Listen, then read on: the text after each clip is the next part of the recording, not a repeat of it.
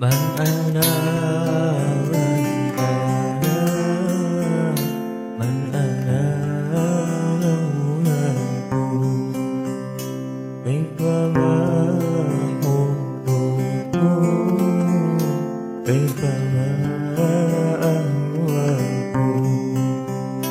من أنا من أنا لولاه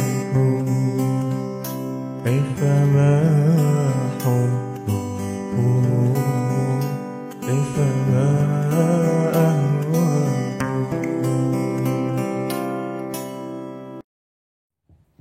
Ya Rabbi bil Mustafa balligh maqasidana waghfir lana ma madha ya wasi'al karami. Ya Rabbi bil Mustafa balligh maqasidana waghfir lana ma madha ya wasi'al karami. Muhammadun Ashraful A'rabi wal Ajami Muhammadun khairu man yamshi ala qadami. Ya Rabbi bil Mustafa balligh maqasidana waghfir lana ma madha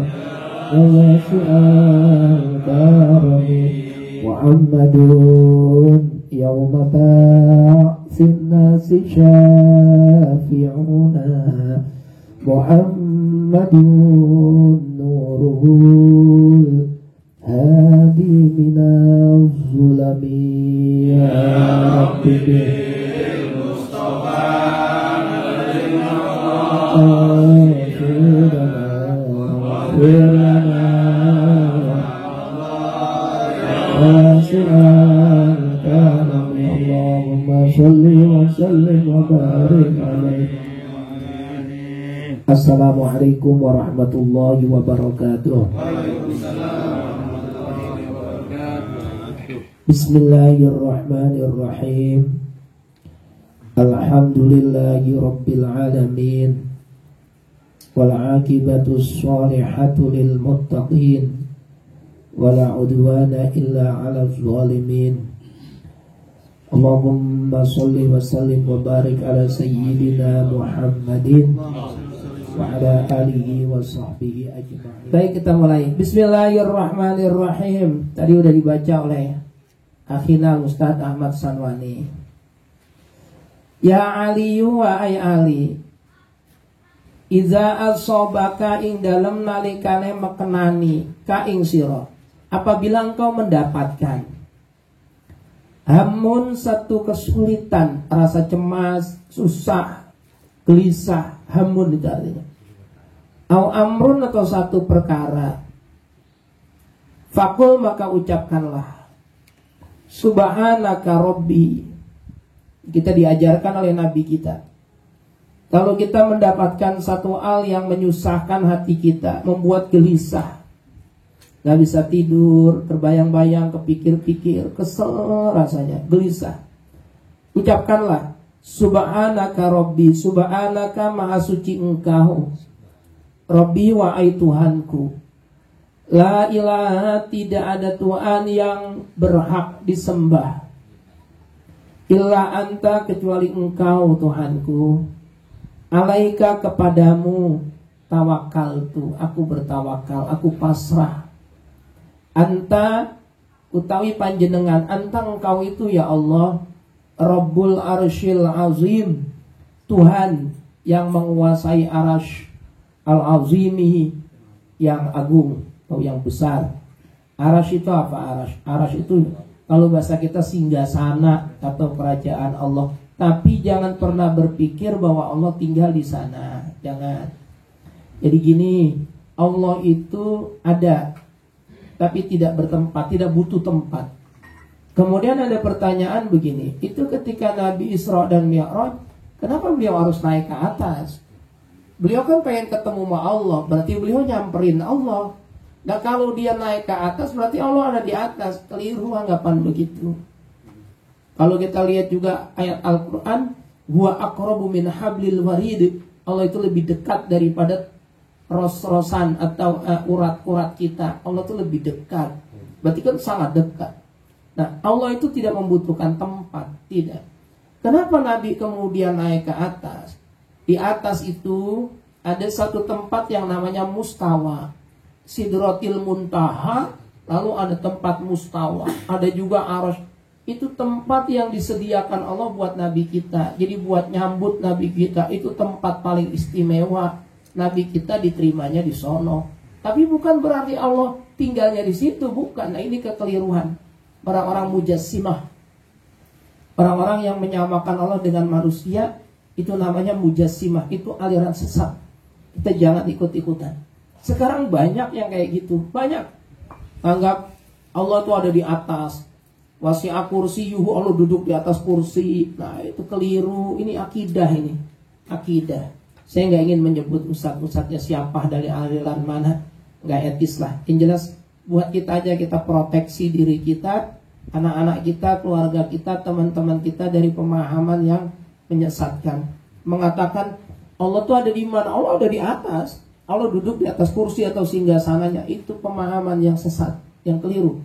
Saya ulangi, Allah tidak membutuhkan tempat. Kenapa? Karena Allah pencipta tempat itu sendiri. Sebelum alam semesta ini ada, Allah sudah ada. Yang menciptakan segala sesuatu itu Allah. Jadi Allah nggak butuh kepada sesuatu itu. Wong Allah yang menciptakan kok. Nah itu harus kita pahami. Contoh Nabi Musa. Wa kallamallahu Musa taklima. Allah bercakap-cakap dengan Nabi Musa. Bercakap-cakapnya di mana? Di Gunung Tursina. Apakah kemudian Allah berada di Gunung Tursina? Tidak, itu tempat yang dipilih Allah buat Nabi Musa untuk bercakap-cakap dengan Allah. Adanya Nabi Musa di Gunung Tursina. Jadi Gunung Tursina itu tempat yang disediakan untuk Nabi Musa. Bukan berarti Allah tinggal di Gunung Tursina. Bukan. Nah jadi banyak sekali yang harus kita hati-hati zaman sekarang. Masalah tauhid ini. Yang perlu kita pahami, Allah itu zat yang ada. Ada, pasti ada. Nggak mungkin Allah kagak ada. Apa buktinya? Adanya langit, bumi, bintang, galaksi, semuanya itu ciptaan Allah. Kalau ada ciptaan, pasti ada yang menciptakan. Yang menciptakan itu pasti zat yang maha kuasa. Yang maha kuasa itu Tuhan. Tuhan kita itu Allah. Adanya di mana? Ya Allah tidak bertempat. Dan Allah tidak memerlukan tempat. Apakah kita bisa bertemu Allah? Bisa, nanti pada saatnya. Kalau kita semua masuk ke dalam surga. Amin ya Rabbal alamin. Nanti ada saatnya kita ketemu sama Allah. Dan itulah kenikmatan yang paling agung. Nikmatan yang paling besar. Wujuhu yawma idzin nadhirah ila rabbiha nazirah.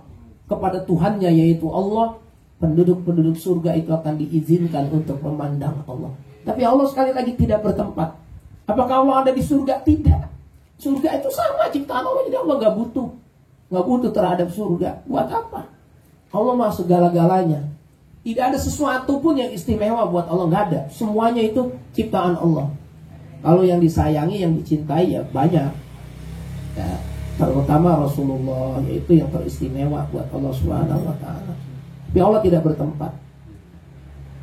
Titik, itu doanya begitu. Jadi kalau kita mendapatkan satu hal yang menjadi pikiran, beban pikiran dalam hati kita, jadi kepikir-pikiran, gak enak rasanya, gelisah, hati gak tenang, ke bawah gak bisa sampai tidur, bacalah Subhanaka Rabbi la ilaha illa anta alaika tawakkaltu anta rabbul arsyil azim. Atau boleh juga kita baca doanya Nabi Daud. Nabi Daud, Nabi siapa? Nabi Yunus. Nabi Yunus tatkala beliau dimakan oleh ikan. La ilaha illa anta, sama ada la ilaha illa anta. La ilaha illa anta subhanaka inni kuntu minadz zalimin. Kuntu, jangan kuntum. Kuntu minadz zalimin.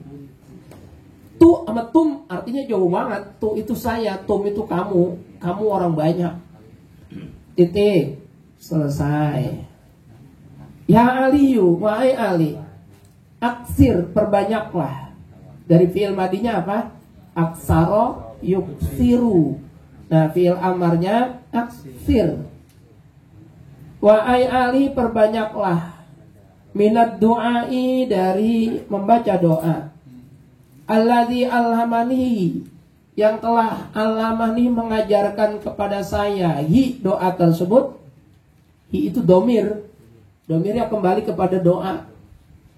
Wa ali, perbanyaklah doa yang telah mengajarkan kepada saya tentang doa tersebut. Yang ngajarin siapa? Jibril, itu jadi fa'il. Fa'ilnya alama. Jibril alaihi salam, alaihi itu tetap untuk Jibril, assalamu, keselamatan, kebahagiaan, kesejahteraan.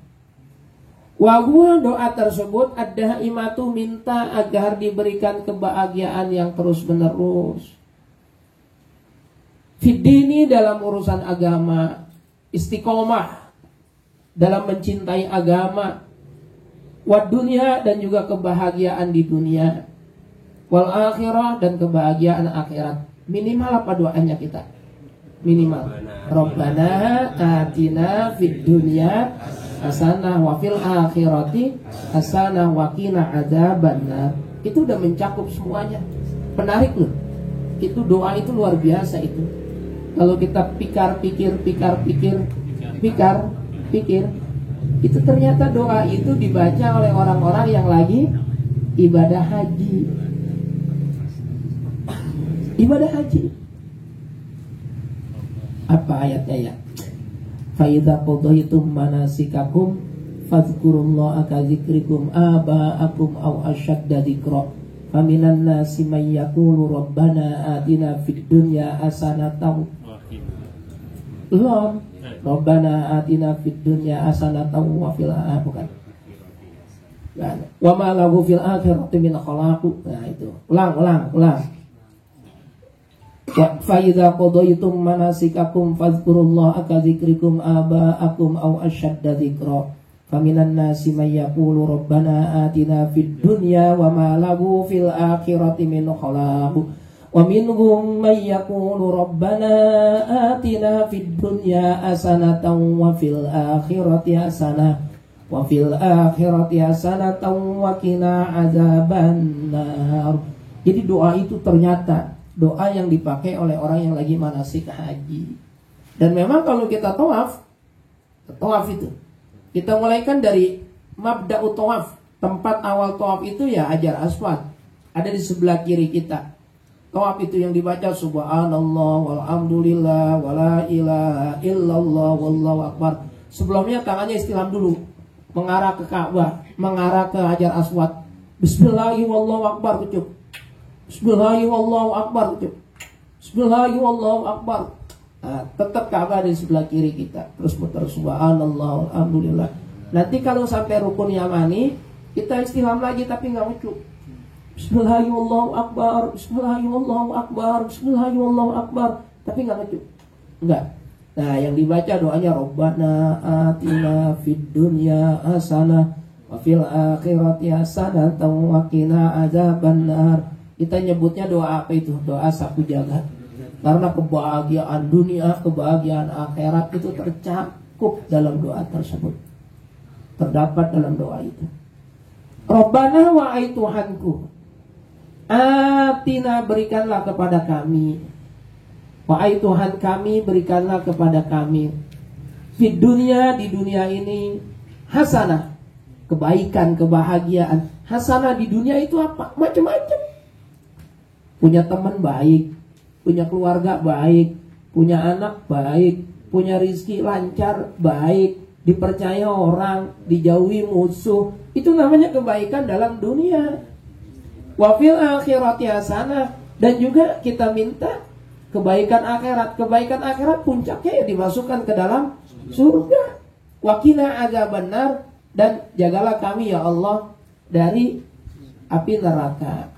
Kalau kita bicara tafsirnya, wa fil akhirati hasanah, kebaikan di akhirat itu Allah tidak buat kita malu. Dosa-dosa kita nggak digelar, nggak disetel. Nah, disetel kan ya, ditonton orang sedunia. jam ini, menit ini, hari ini, tempat ini kita lagi ngapain, itu bakal disetel.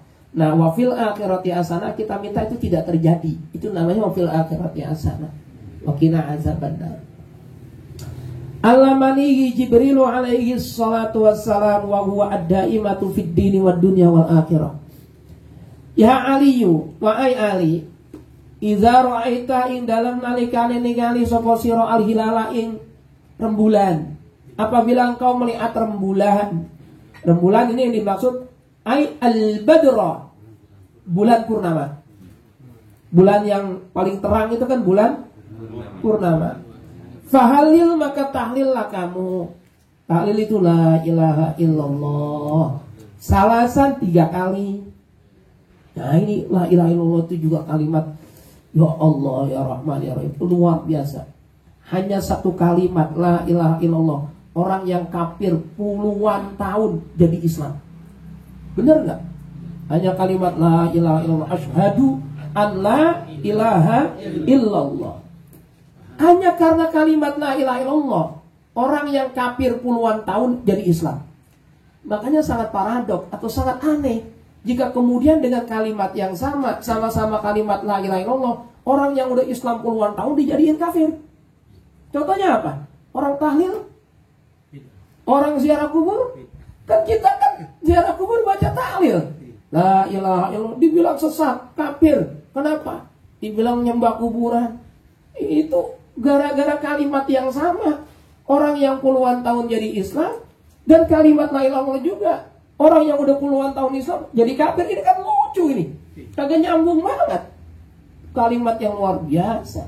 Orang puluhan tahun bisa jadi Islam gara-gara 1 kalimat itu, la ilaha illallah. Ya Allah, masa orang yang udah puluhan tahun Islam jadi kafir gara-gara kalimat la ilaha illallah? Ini kan paradok namanya. Nggak nyambung ini. La ilaha illallah, la ilaha illallah. Dan la ilaha illallah itu jangan disepelekan. Ya Allah, kita sering dengar hadis Nabi itu, orang yang tidak ada kebaikannya sama sekali, tidak ada. Tangannya nggak pernah berbuat kebaikan, kakinya nggak pernah berbuat kebaikan, matanya, hidungnya, badannya, ketika dikorak-korek, dia udah pasti min ahlin nar, termasuk bagian dari ahli neraka. Di ujung lidahnya nyentel kalimat la ilaha illallah. Dia pernah baca itu seumur hidupnya, katakan cuma sekali aja, dihapus dari daftar penghuni neraka. Ya Allah, hebat enggak? Ya Allah, hebat banget kalimat la ilaha illallah itu. La ilaha illallah, la ilaha illallah. Ada kitab juga namanya Mawaizul Usfuriyah. Mawaizul Usfuriyah. Itu Nabi Musa, ini udah sering sekali nih saya ceritain ini. Nabi Musa itu pernah munajat sama Allah. Ya Allah, ada apa Musa? Saya pengen bertanya. Nanya apa Musa? Kan yang nyiptain manusia engkau. Betul. Yang kasih makan engkau. Betul. Yang kasih kehidupan engkau. Betul. Lah kenapa sih harus ada yang masuk surga, ada yang masuk neraka? Kan enakan dimasukin surga semuanya. Sama-sama engkau yang nyiptain. Nah Allah hebat luar biasa. Ya Tuhan itu pasti sangat hebat. Allah meminta Musa itu untuk nanam pohon. Jadi nggak dijawab pertanyaan Musa itu. Tapi kata Allah, kamu nanam pohon aja Musa. Nanti pohon itu yang memiliki buah. Musa pun nanam pohon, patuh. Sam'an wa ta'atan, atas perintah Allah. Dia nanam pohon. Pohon itu yang berbuah. Ketika buahnya itu udah lebat, udah sampai saatnya panen, kata Musa, ya Allah, udah tiba saatnya panen. Ya sudah panen, petik itu buahmu kok. Dipetik sama Musa. Udah semuanya dipetik, udah ya Allah, udah kamu petik. Sudah, semua kamu petik. Tidak ya Allah. Lalu ada yang saya buang. Kenapa kamu buang? Busuk ya Allah. Gantian Allah yang nanya. Itu pohon, kamu yang nanam. Betul. Kamu yang mupuk. Betul. Kamu yang nyiram. Betul. Kamu yang jaga dari hama. Betul ya Allah. Kenapa nggak dipetik aja semua buahnya? Kenapa harus ada yang dibuang? Busuk ya Allah, buat apaan? Nah itulah jawaban Allah. Saya juga sama. Yang saya masukin ke neraka itu yang busuk-busuk. Sama seperti buah yang kamu buang. Nabi Musa, siapa yang busuk itu ya Allah? Yang tidak mau mengucapkan la ilaha illallah. Ada juga makalah dalam kitab Nasaihul Ibad. Sayyidina Abu Bakar As-Siddiq mengatakan, Az-zulumatu khamsun wa surujulaha khamsun. Kegelapan itu ada 5. Kegelapan yang bisa menjerumuskan kita menjadi orang yang akan mendapatkan penyesalan yang berkepanjangan. Itu ada 5. Apa itu? Hubbud dunya zulmatun. Cinta terhadap kehidupan dunia itu kegelapan. Tapi untungnya Nabi kita menyiapkan 5 juga lampunya. Wasurujulaha at-taqwa. Lampunya adalah takwa. Boleh kamu cinta dunia, tapi harus dibarengi dengan ketakwaan kepada Allah. Orang oleh wal-wal kedual, nggak boleh asal-asalan. Orang peduli soal aspal sandal diuntal, agak peduli apapun masuk ke perut. Yang penting kenyang dan puas. Ya jangan, itu tidak boleh. Kita boleh senang dunia, tapi harus dibarengi dengan ketakwaan. Yang kedua, wadzambu zulmun wasirajulabu at-taubatu. Dosa itu kegelapan. Nah, ada penerangnya. Apa penerangnya? Taubat kepada Allah. Mau dosamu setinggi apa juga gak peduli Allah. Allah pasti akan mengampuni selama kita mau bertaubat kepada Allah. Yang ketiga, nah ini kaitannya dengan la ilaha illallah. Wal qabru zulmun. Dan kuburan itu sangat gelap. Wasirajulahu, penerang dalam kuburan adalah la ilaha illallah. Orang yang rajin baca la ilaha illallah akan diberikan cahaya yang terang benderang di dalam kuburnya. Masya Allah. Yang keempat, wal akhiratu zulmatun. Akhirat itu gelap. Wasirajulaha, dan lampu di akhirat itu al amal soleh. Amal soleh. Ini kita juga lagi ngamal soleh insya Allah ini. Ya, ini lagi ngamal soleh ini kita. Kalau apa ya? Ini hari ini nih, hari ngaji bener-bener ini. Today is a day to ta'lim. Cie, kalau bahasanya barang begitu gimana ya bahasa Inggrisnya ya? Bener apa kagak itu? Bener ya? Jadinya ini hari benar-benar ngaji. Kenapa? Habis asar tadi saya ngaji di JNE. Makanya tadi saya ke pesantren nggak lama pulang. Jam 1 ada Udin di sana. Saya pulang, ada Pak Haji Sobirin juga hadir tadi. Saya pulang jam 1. Habis asar saya ngaji di JNE. Kemudian habis maghrib tadi di Al-Furqon. Boulevard Hijau baru pembukaan ini. Alhamdulillah Pak Purnama hadir. Dan sekarang ini di sini. Jadi benar-benar hari ini benar-benar ngaji semuanya. Mudah-mudahan itu jadi amal soleh. Mudah-mudahan. Nah, yang kelima, wasiratu zulmun. Jembatan Siratal Mustaqim itu gelap. Gelap. Wasirajulagu, dan lampunya adalah al-yakin, keyakinan. Yakinnya kita kepada Allah, yakin kita kepada agama kita, yakin kita kepada Rasulullah. Nah, itu yang akan menjadikan penerang. Jadi kuburan itu gelap, penerangnya adalah la ilaha illallah. Kita mestinya banyak bersyukur kita. Ini penting banget. Banyak bersyukur karena anak kita termasuk orang yang dapat hidayah mau mengucapkan la ilaha illallah. Ya Allah, itu udah aset terbesar anak kita bisa ngucapin la ilaha illallah. Makanya jangan hal-hal yang kagak penting itu dijadiin penting, jangan. Anak disuruh beli rokok, kagak mau, digentak-gentak, dibilang anak kurang ajar, anak kagak sopan, anak kagak nurut. Pentingnya apa sih? Penting gak itu kira-kira? Kagak penting. Kita bisa kok jalan sendiri, wah. Yang kagak mau ya udah. Anak kita kagak mau, tapi kalau dia udah kagak mau ngucapin la ilaha illallah, nah itu baru yang jadi pikiran kita selama-lamanya. Ya Allah, seburuk apapun anak, seburuk apapun, kalau dia masih ada kalimat tauhid di dalam hatinya, la ilaha illallah, dia masih punya jalan menuju surga. Dia masih punya jalan menuju surga. Allah masih ridho buat dia. Itu aja terpenting, kita syukuri terus. Ntar juga Allah tambahkan kesolehannya. Karena orang tuanya yang pandai bersyukur, dan bersyukur. Kita gak dulu bukan siapa-siapa. Kita gak ngerti apa-apa. Orang tua kita Islam, kita Islam. Alhamdulillah kita juga termasuk orang yang mengerti la ilaha illallah dan sering membacanya. Itu yang harus disyukuri. Karena jalan ini yang jalan mengantarkan kita ke surga. Nah, jangan macam-macam lah. Jangan gala ini, jangan gala itu. Udah bisa la ilaha illallah, udah hebat banget. Udah kita udah punya tiket untuk masuk surga. Miftahul jannah, kuncinya surga. Kita udah punya kunci istilahnya. Jangan sampai kunci ini hilang. Wala tamutunna illa wa antum muslimun. Itu paling penting, itu kita jaga itu. Tauhid. La ilaha illallah. Melihat bulan purnama maka tahlillah kamu 3 kali. Wakabir dan takbirlah kamu. Salasan juga 3 kali. Wakul dan ucapkanlah Allahu Akbar, Allah maha besar. Wa a'azzu dan maha mulia.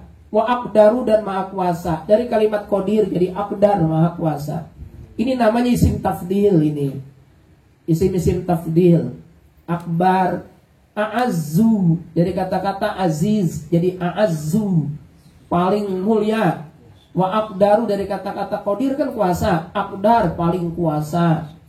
Mimma dari segala sesuatu akhafu yang aku takutkan. Wa ahzaru dan aku khawatirkan. Allahu Akbar wa a'azzu wa aqdar mimma akhafu wa ahzar. Nah, itu doanya. Ya Aliyu wa ai Ali, idza laqita ing dalem nalikane nemoni sapa sira, ketemu. Wa ai Ali ketika engkau bertemu man kepada orang, tahzaruhu yang mana kamu takut akan keburukan orang tersebut, khawatir akan keburukan orang itu. Jadi kita ketemu orang, ini orang kok kita khawatir dia akan berbuat buruk sama kita. Apa itu contohnya? Begal, ya, rampok atau lain sebagainya.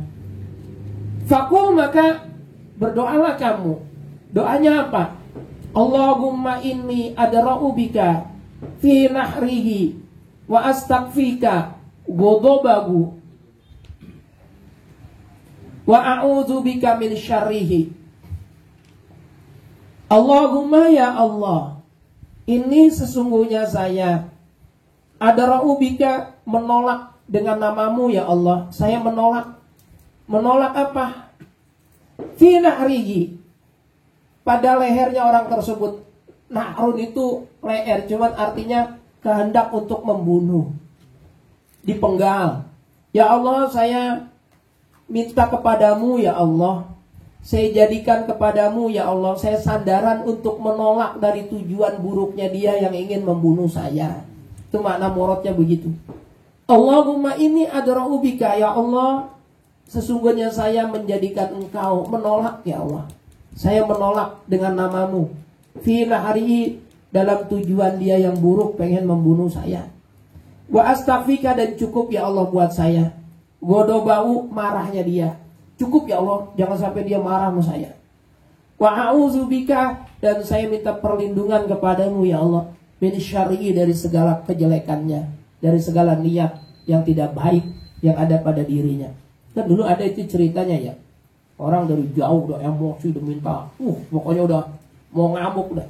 Begitu nyampe depannya langsung adem, kalem, hilang semua itu marahnya, emosinya. Ya doanya ini, Allahumma inni adra'u bika fi nahrihi wa astaghfika ghadabahu wa a'udzu bika min syarrihi. Doanya itu. Nah, mudah-mudahan berkah dan manfaat. Kalau tutur kata saya kurang sopan, kurang enak, kurang bijak, saya mohon dimaafkan. Yang benar dari Allah, kesalahan dan kebodohan milik saya sendiri. Allahumma shalli ala nuril anwar wa syiril asrar wa fiyakil aghyar wa mutaibabil yazar sayyidina Muhammadil Mukhtar wa ala alihi wa sahbihi akhyar adalil talib. Rabbana atina fid dunya hasanah wa fil akhirati hasanah wa qina adzabannar. Wa sallallahu sayyidina Muhammadin wa ala alihi wa sahbihi wasallam. Walhamdulillahirabbil alamin.